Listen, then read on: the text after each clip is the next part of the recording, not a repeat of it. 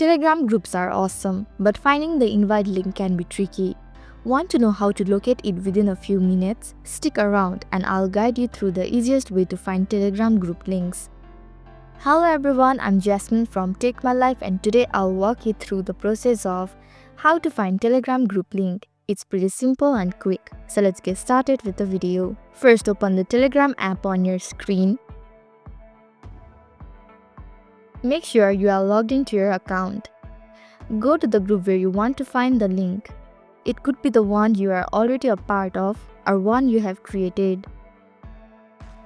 Once you are in the group chat, tap the group name or profile picture at the top of the chat screen.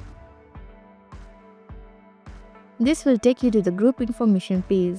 If it's a public group, you will see the group link right away.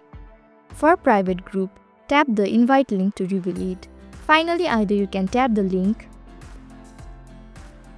and select copy at the bottom to share the link directly, or select the three-dot icon at the top right, tap the share option,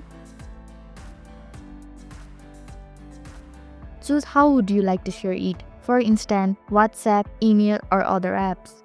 So this is how to find Telegram group links. Thank you for watching Take My Life. I hope this video was helpful.